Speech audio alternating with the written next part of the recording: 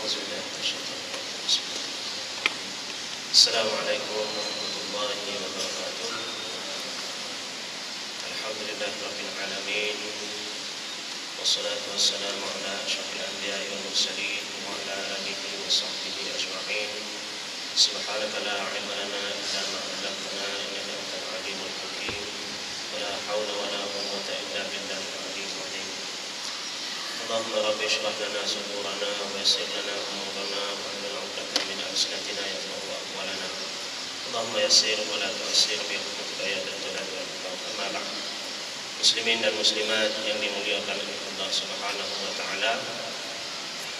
Malam ini kita teruskan kuliah kita kitab Haqa'iq 'anit Tasawuf karangan Syekh Abdul Qadir Isa Al-Azizi Al-Halabi rahimahullah taala wa nafa'na bi 'ulumih, di bawah tajuk Az-Zikr, zikir. Dan kita pada malam ini kita sampai kepada muka surat 254. Kita baca tentang nota kaki, tentang tajuk dalil penggunaan subhah. Biasa kita panggil tasbih, nama dia yang asalnya dalam bahasa Arab subhah. Tasbih bahasa Melayu boleh guna dua-dua. Tasbih kita sebut subhanallah, itu asalnya. Kemudian kita orang Melayu panggil juga tasbih dengan maksud subhah, alat yang kita gunakan untuk bertasbih kepada Allah Subhanahu wa taala. Biji-biji tasbih itu ataupun untaian, rantaian tasbih itu kita panggil tasbih. Sebenarnya nama dia subhah. Boleh dua-dua lah. Janji kita faham. Bila sebut tasbih, kita sebut subhanallah, tahmid alhamdulillah, tahlil la ilaha illallah. Tapi bila untaian dia tu yang ada 1 sampai 33, setengahnya 100, ada yang 500, ada yang 1000, itu kita panggil untaian subhah. Jadi pada malam ini kita tengok apa kata ulama bila berzikir menggunakan tasbih ataupun subhah. Qala al-muallif rahimahullah taala Syekh Abdul Qadir Isa wa nafa'na bi 'ulumihi fid dharain amin. Kata Syekh, subhah atau tasbih adalah harus dalam Islam. Maknanya boleh guna. Nak guna untuk berzikir harus. Bila harus, nak guna pun boleh guna, tak nak guna pun tak apa. Kita kena faham situ. Nak guna boleh guna, tak nak guna tidak mengapa. Untaian tasbih tadi, untaian subhah tadi. Penggunaannya bukan bid'ah. Sebab apa? Sebab pernah digunakan oleh sahabat-sahabat Nabi sallallahu alaihi wasallam. Dan juga pernah digunakan oleh isteri Nabi sallallahu alaihi wasallam. Jadi bukan bid'ah. Siapa yang kata bid'ah, maknanya dia tidak mengikuti hadis Nabi sallallahu alaihi wasallam. Al-Allamah Ibnu Allan dalam menguraikan kitab Al-Azkar, Imam An-Nawawiyah berkata ketika sampai kepada kata-kata Rasulullah sallallahu alaihi wasallam yang berbunyi wa an yaqidanna bil anamil, bahawa dia membilang dengan jari jemari subhanallah subhanallah subhanallah subhanallah subhanallah, ataupun ya latif ya latif ya latif ya latif, bilang guna jari jemari ini. Ini disebut di dalam hadis Nabi sallallahu alaihi wasallam bahawa dia membilang dengan jari jemari. Fa innahunna mas'ulatun, sesungguhnya ia, apa dia ia tadi, jari jemari tadi pasti dipertanggungjawabkan. Maknanya di hari akhirat nanti bila kita bilang guna jari jemari tadi akan dipertanggungjawabkan. Kalau kita guna jari ini untuk menyentuh maksiat, jari jemari tadi akan dipertanggungjawabkan di hadapan Allah Subhanahu wa taala.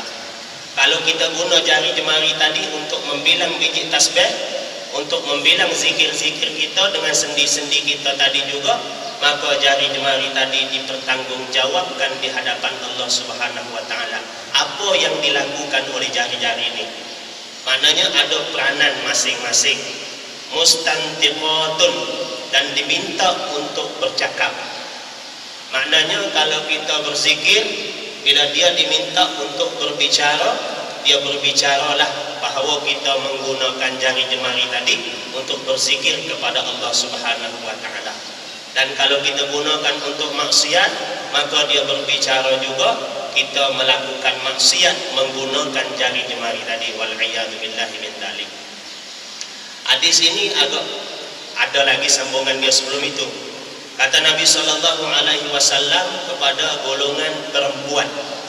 Sebelum hadis ini, sebelum disebut hadis yang saya sebut pendek tadi, Nabi sallallahu alaihi wasallam berkata kepada golongan perempuan, sabbihna, bertasbihlah kamu. Maknanya ucapkanlah subhanallah. Sebab itu saya sebut, bila sebut bertasbih, mengucap subhanallah.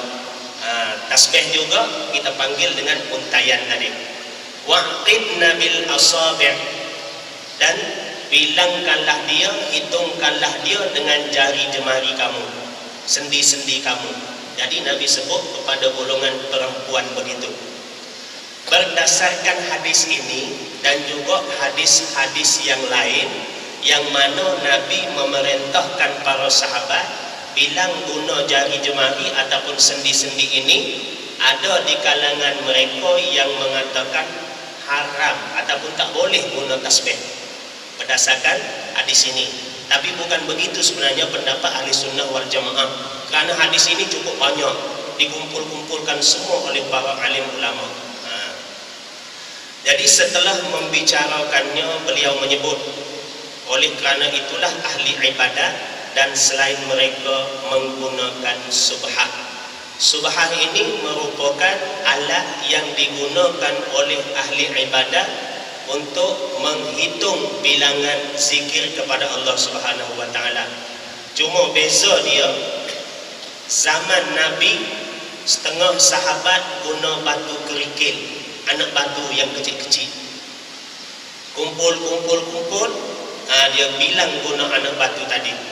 Setengah sahabat guna biji kurma, setengah sahabat guna biji ajwaf, biji kurma juga, kurma Nabi sallallahu alaihi wasallam.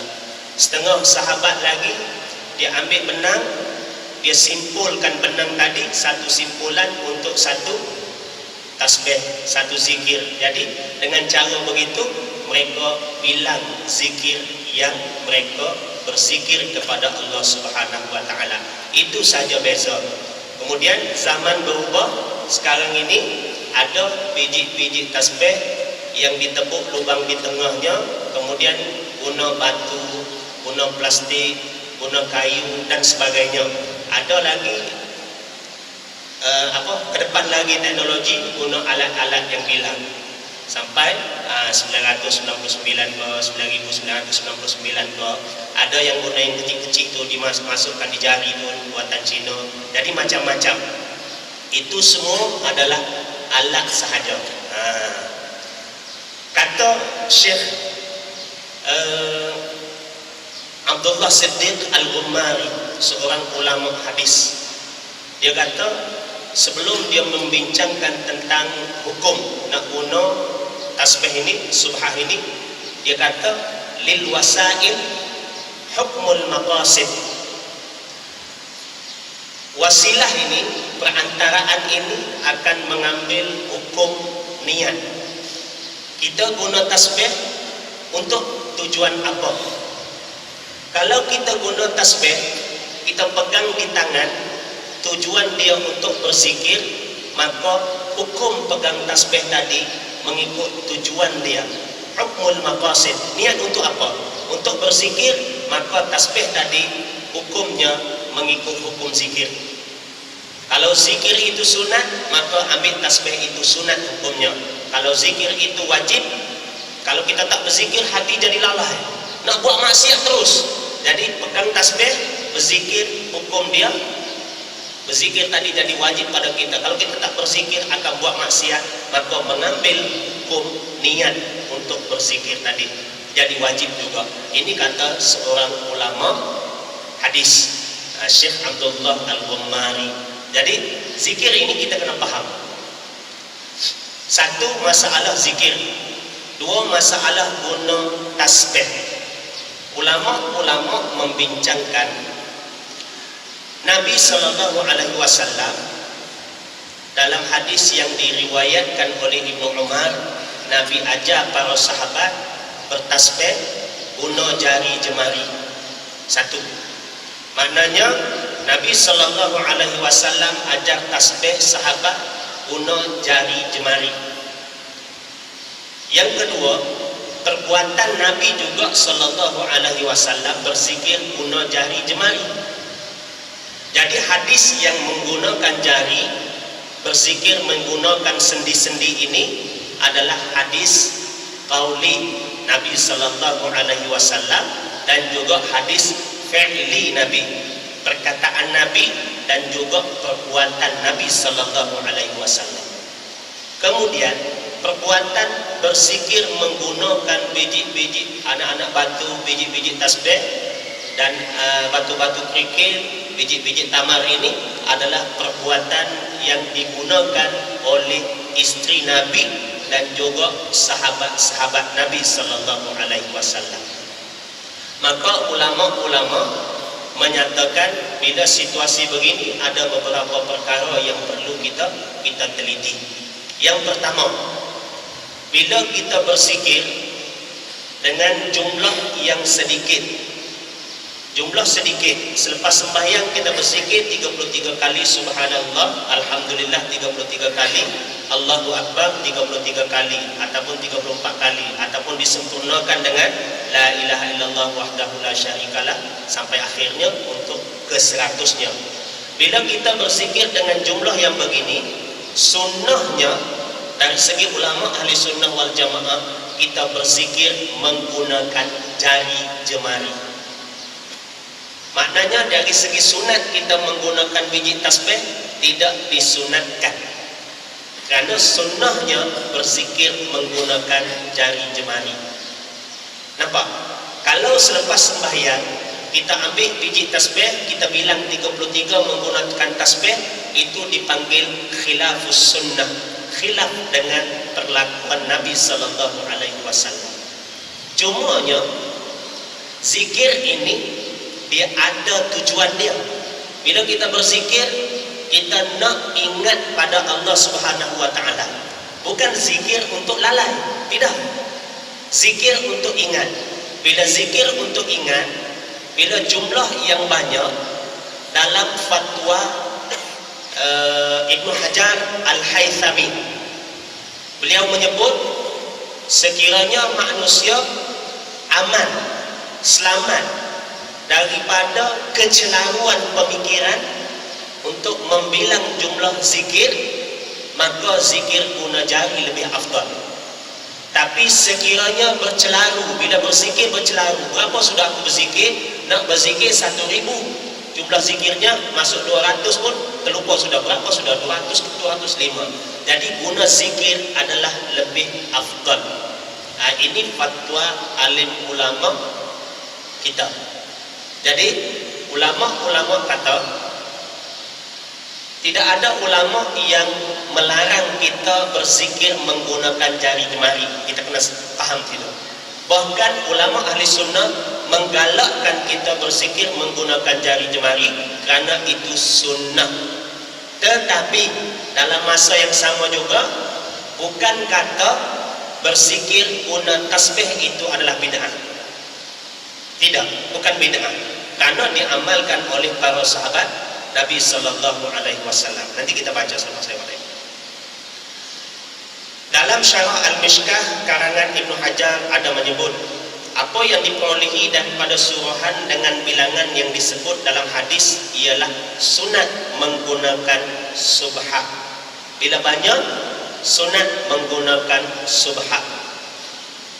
Sangkaan subhah merupakan bid'ah adalah tidak benar, kecuali perkara yang membawa kepada bentuk-bentuk rekaan sesetengah golongan bodoh yang sengaja menjadikannya sebagai perhiasan atau untuk tujuan riya dan permainan. Dia akan jadi bid'ah juga bila akan jadi bid'ah bila berzikir menggunakan tasbih. Tasbih ni alat untuk zikir, tapi bukan kita gunakan untuk berzikir. Kita pegang tasbih, kita buat macam kipas.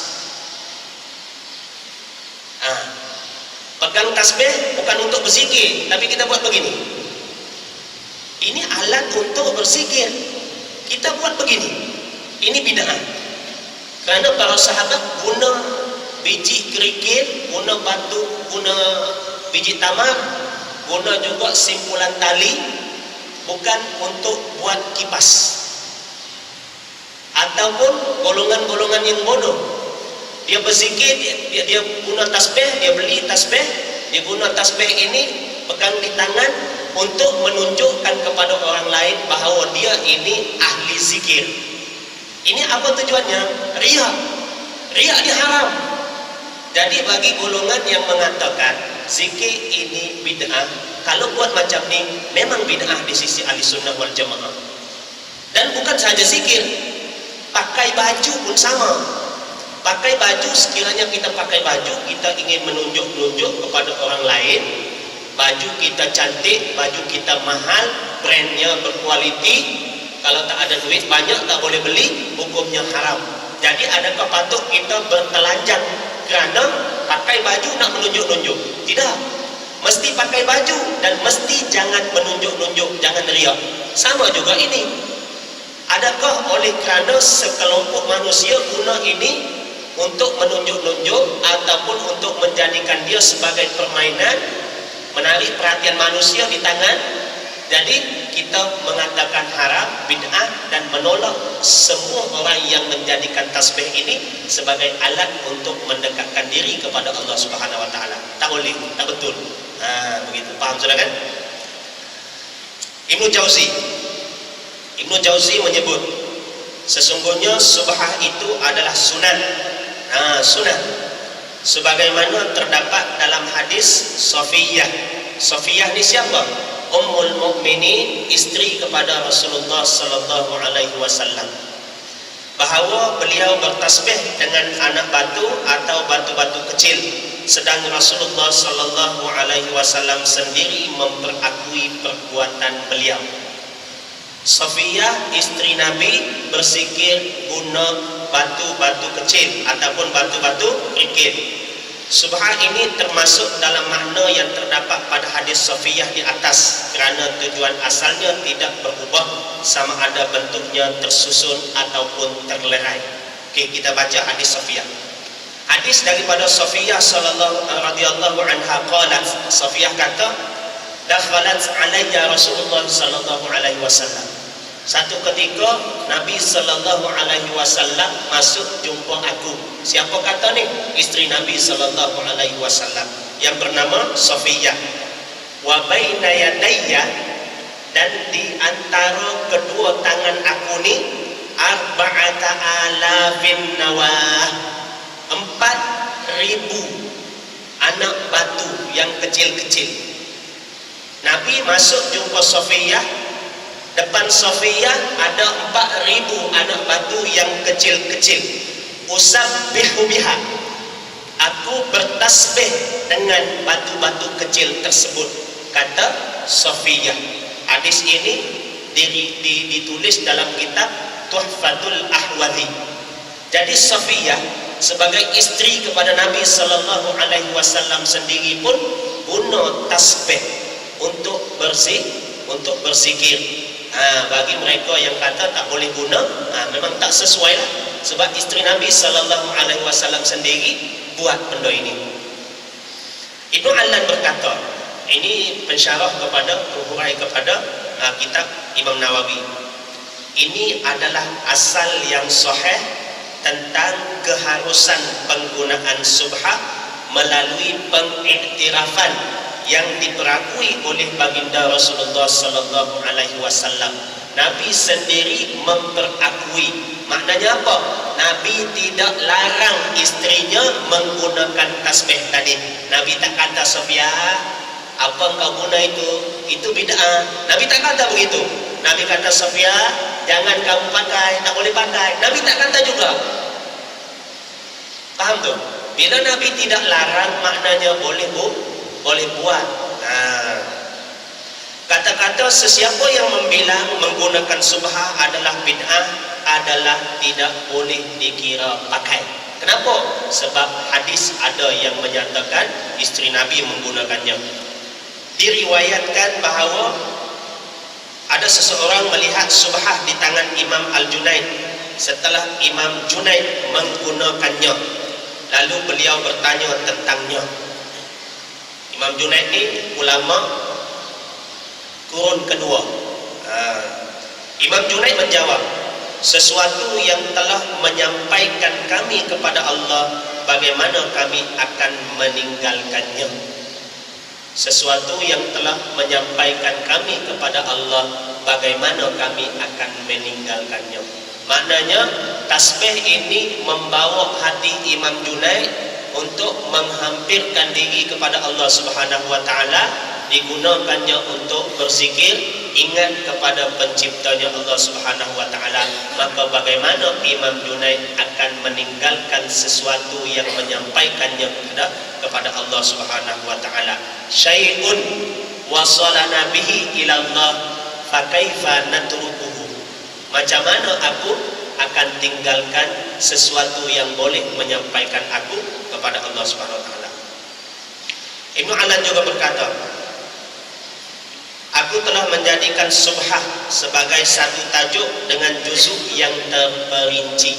Beliau karang kitab, beliau buat tajuk dan beliau buat perincian tentang penggunaan tasbih ini. Aku namakannya Iqadul Masabih li masyru'iyyati ittikhadul masabih. Itu nama kitab dia.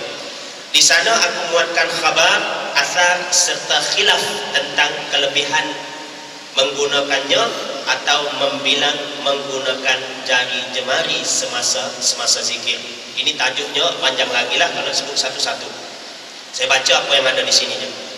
Apa yang terhasil daripada perkara tersebut ialah menggunakan subhah untuk menghitung zikir yang banyak, iaitu jumlah yang boleh menyibukkan hati daripada bertawajuh kepada zikir adalah lebih afdal daripada membilangnya dengan menggunakan sendi-sendi jari atau seumpamanya. Maknanya bukan seorang ulama ahli sunnah wal jamaah selain daripada Ibnu Hajar Al-Haythami, Ibnu Allan juga menyebut bahawa bila berzikir banyak-banyak, kita nak berzikir 1000, 10,000, 11,000, sunat guna biji tasbih. Sebab terlampau banyak perlu kepada pengiraan yang kalau kita tak kira, dia tak akan sampai jumlah tersebut. Sehingga ke akhir kata-kata beliau, maka rujuklah sekiranya anda mahu daripada kitab Al-Futuhat Ar-Rabbaniyah Alal Azkar An-Nawawiyah jilid 1 muka surat 251 hingga 252. Ibnu Sa'id menyebut, ini kisah lain lagi. Kita baca dalil. Ibnu Sa'id menyebut dalam At-Tabaqat, haddatsana Ubaidullah ibnu Musa, telah menceritakan kepada kami Ubaidullah bin Musa. Haddatsana Israil, telah menceritakan kepada kami Israil, an Jabirin, daripada Jabir, an imra'atin, daripada seorang perempuan, haddatsatshu, perempuan tersebut menceritakan, an Fatimata, daripada Fatimah binti Al-Husain, anak kepada Sayyidina Husain, cucu Nabi sallallahu alaihi wasallam, bin Ali ibni Abi Talib radhiyallahu anhum, annaha kanat tusabbihu bi khaytin yaqudu fiha, annaha, bahawa Fatimah, kanat tusabbihu, Fatimah bertasbih, bi khaytin maqudun, fiha, dengan khaitin, benang, dengan tali, tusabbihu, dia guna untuk bertasbih dengan benang, dengan tali, ma'qudu fiha, yang mana tali itu panjang kemudian disimpul satu, itulah yang digunakan oleh Fatimah binti Husain bin Ali bin Abi Thalib.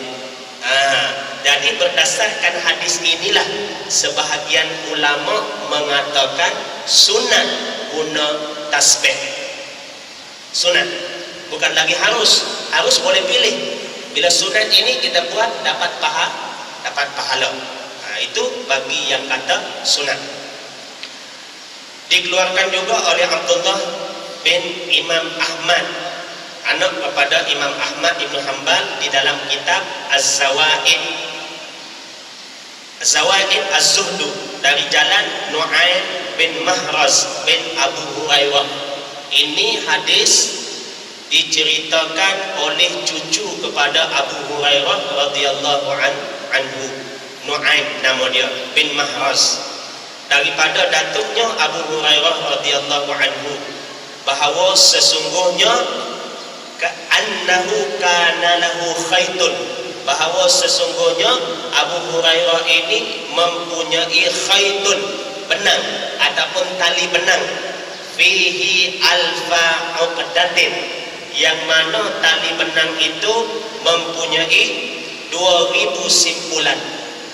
Dalam kitab ini salah terjemah ini ya, bukan 1000. Kalau kita tengok kitab Imam Jalaluddin As-Suyuti 2000 dia tulis ya, hadis yang sama juga salah diterjemah. Mempunyai 2000 uqdatin, simpulan Abu Hurairah ini. Fala yanamu hatta yusabbihu bihi, dan Abu Hurairah tidak tidur kecuali dia bertasbih menggunakan tali yang disimpul tadi sebanyak 2000 uqdah, 2000 simpulan. Maknanya Abu Hurairah seorang sahabat yang agung yang banyak meriwayatkan hadis Nabi sallallahu alaihi wasallam juga guna tali yang ada simpulan. Cuma ulama-ulama kata bezanya, dulu zaman sahabat, para sahabat, isteri Nabi sallallahu alaihi wasallam dan sahabat-sahabat seperti Abu Darda juga guna biji ajwaf untuk berzikir, hitung bilangan zikir. Ini beza dia. Dulu ada benang yang disimpulkan, ataupun dulu guna batu kerikil, ataupun dulu guna biji tamar yang tidak ditepuk lubang, yang terasing, satu biji terasing.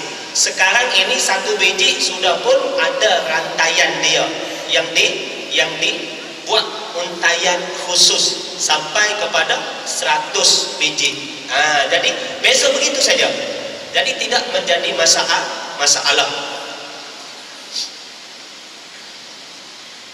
Dalam syarah kepada hadis ini, Al-Hafiz Imam Jalaluddin As-Suyuti menyebut Abu Hurairah ni bukan setakat dia bertasbih guna tali benang tadi yang disimpulkan tadi, yang mengandungi 2000 simpulan tadi. Bahkan kata Imam As-Suyuti, Abu Hurairah tidak tidur kecuali dia menghabiskan sebanyak 2000 tasbih, 2000 dia menghabiskan 2000 simpulan ini sebanyak 6 kali. Maknanya dia berzikir sebanyak 12.000 zikir baru dia tidur. Kalau kita bilang guna jari agak-agaknya 12.000 cukup atau tak cukup? Bercelaru pikiran kita nak mencukupkan 12.000. Tapi Abu Hurairah oleh kerana satu pusingan tasbih dia tu mempunyai 2.000 simpulan. Jadi kalau 6 kali habis 12.000 tasbih, 12.000 zikir yang dia gunakan untuk berzikir kepada Allah Subhanahu wa taala. Jadi maknanya di sini boleh dan sunat guna tasbih ataupun subhah. Ini kita sebut tentang dalil-dalil supaya kita ada pegangannya. Jika anda melihat ingin melihat perbincangan secara mendalam terhadap tajuk ini, Anda hendaklah merujuk kitab Al-Hawi lil Fatawa karangan Imam Jalaluddin As-Suyuti yang meninggal pada tahun 911 Hijrah. Beliau telah menyusun satu risalah tentang penggunaan subhat yang dinamakan Mihnah fis Subhat, yang menghimpunkan pelbagai akhbar dan asar yang warid terdapat pada perkara tersebut. Al-Allamah Ibnu Abidin, ini seorang ulama bermazhab Hanafi, telah menyebut dalam hasyiah beliau yang masyhur, la ba'sa bittikhadhi as-subhat. Beliau kata tidak mengapa, bila tidak mengapa bolehlah tu bittikhadhi as-subhat, tidak mengapa menggunakan tasbih ataupun subhat. Dalilnya ialah apa yang diriwayatkan oleh Imam Abu Dawud, bukan seorang yang meriwayatkan hadis ini. Abu Dawud meriwayatkannya, Imam At-Tirmizi, Imam An-Nasai, Imam Ibnu Hibban dan juga Imam Al-Hakim. Katanya hadis ini bersanad sahih. Kata Ibnu Hibban, hadis ini sahih. Jadi ada kata sanad dia sahih, sanad dia hasan, ada kata hadis itu sendiri hadis hasan. Hadis mana? Daripada Sa'd bin Abi Waqqas, annahu dakhala ma'a Rasulillah sallallahu alaihi wasallam ala imra'atin.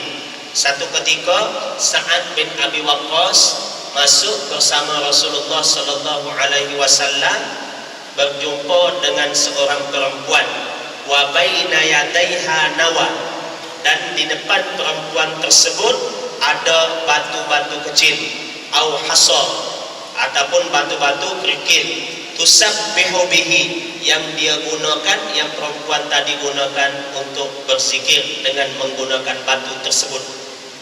Faqala, maka Nabi sallallahu alaihi wasallam bersabda, ukhbiruka bima huwa aisaru alaika. Adakah kamu mau aku khabarkan, aku ceritakan, aku bagi tahu kepada kamu bima huwa aisaru alaika, dengan sesuatu yang lebih mudah untuk engkau buat, au afdal, ataupun lebih baik daripada engkau menggunakan batu tadi. Nabi kata begitu. Kau mau atau tidak aku bagi tahu kepada kamu benda yang lebih senang daripada guna anak batu tadi dan lebih afdal. Faqala, maka Nabi sallallahu alaihi wasallam melanjutkan ucapannya. Nabi kata, faqala, Nabi kata, maka Nabi bersabda, subhanallahi adada ma khalaqa fis sama. Maha suci Allah sebanyak bilangan apa yang dia ciptakan di langit. Kau sebut begini, maknanya lebih baik daripada engkau bilang guna anak batu bertasbih. Wa subhanallah adada ma khalaqa fil ard, dan subhanallah maha suci Allah sebanyak bilangan apa yang dia ciptakan di bumi. Wa subhanallah adada ma baina dzalik, dan maha suci Allah sebanyak bilangan apa yang berada di antara langit dan bumi.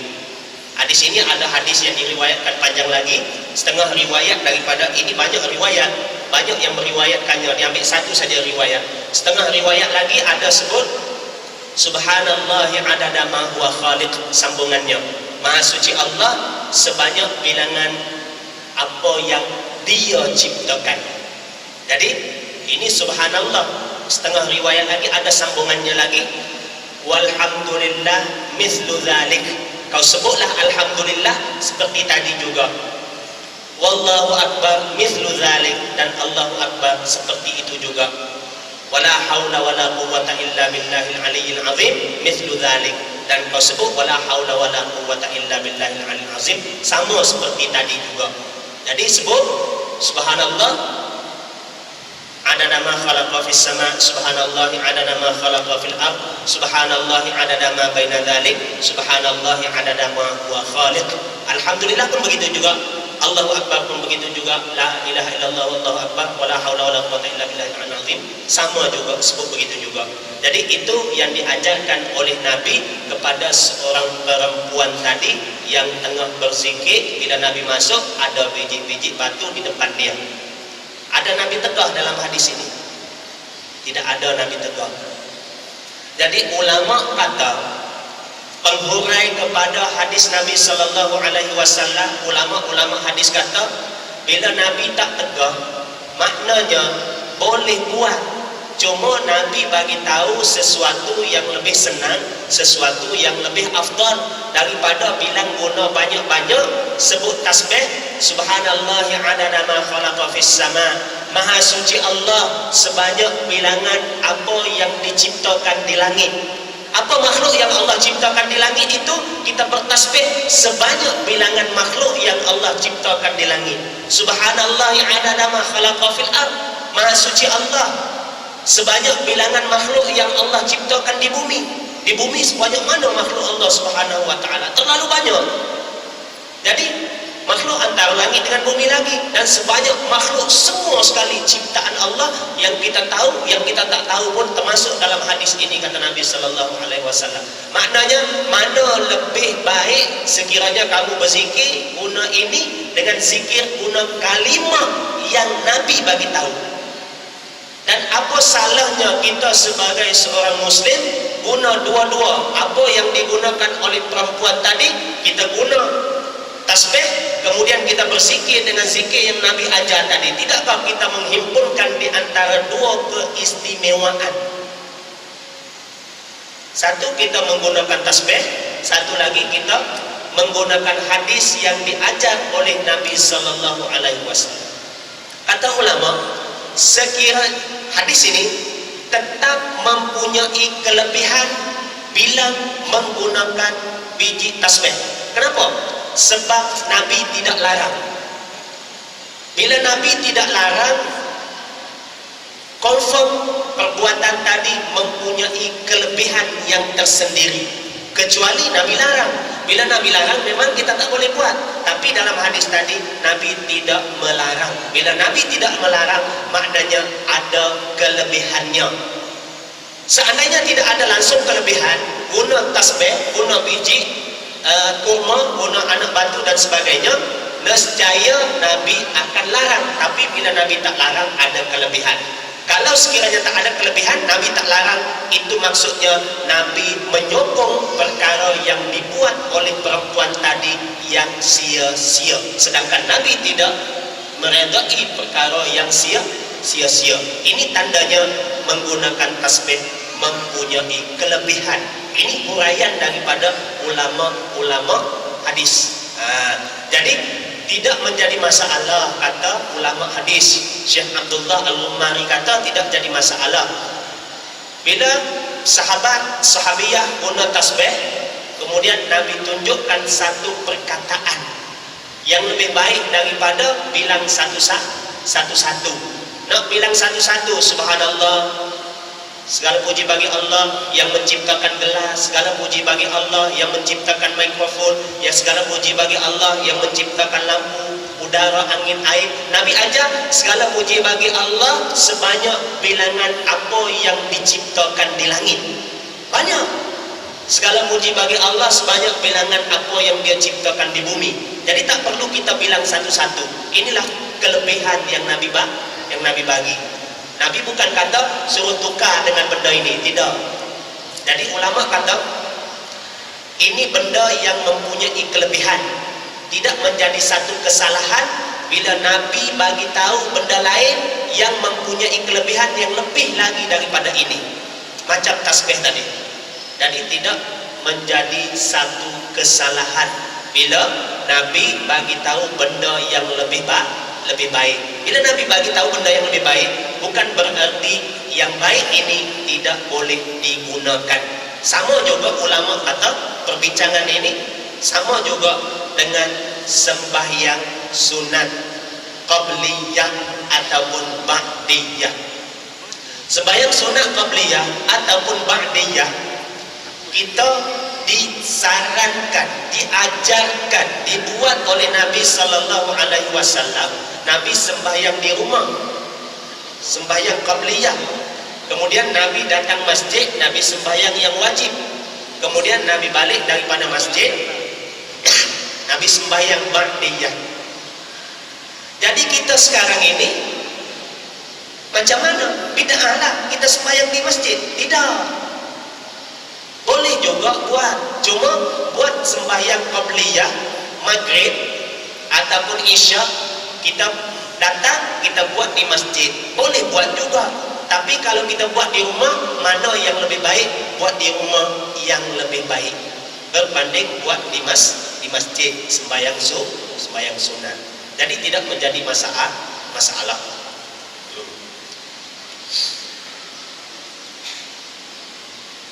Ada satu lagi hadis Nabi sallallahu alaihi wasallam cerita pasal ini daripada Ali bin Abi Thalib.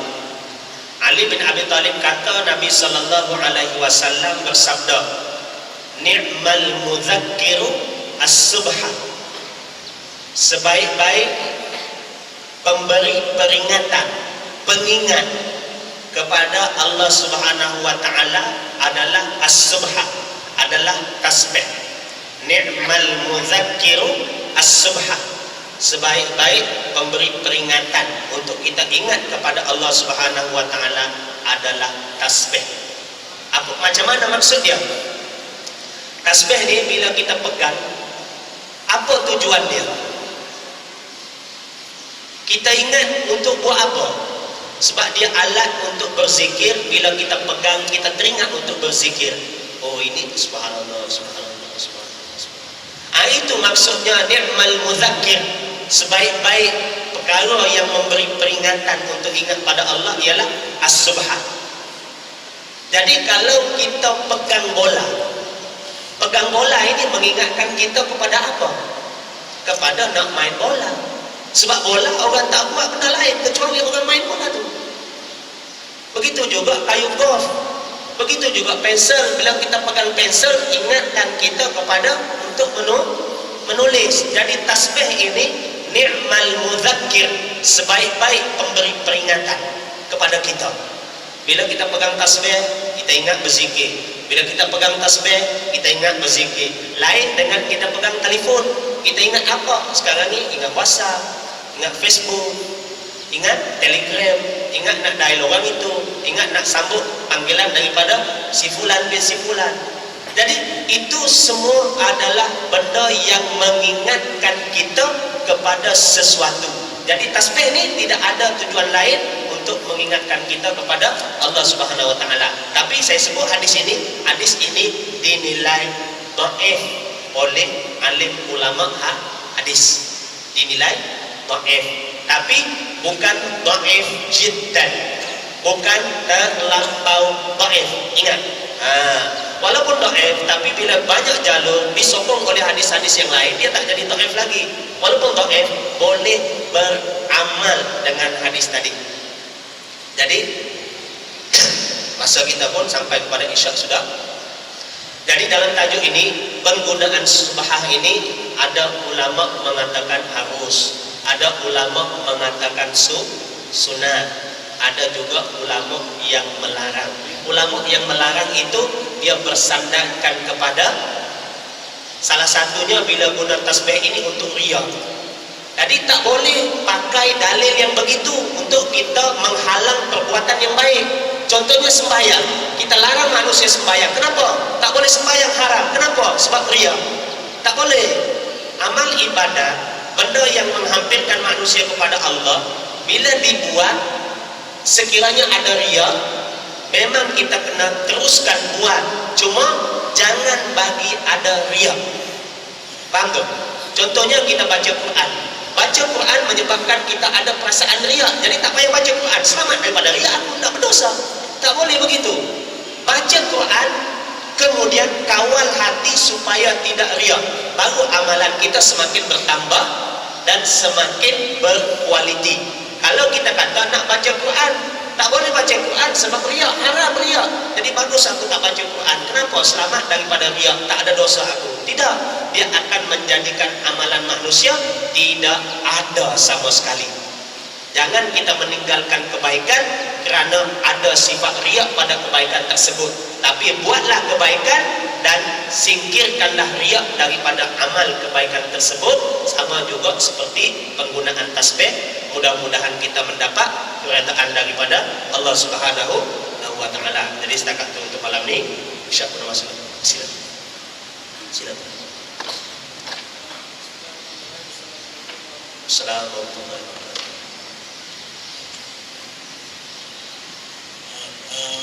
Di awal-awal Ustaz sebut tadi ada berkaitan dengan zikir yang melalaikan.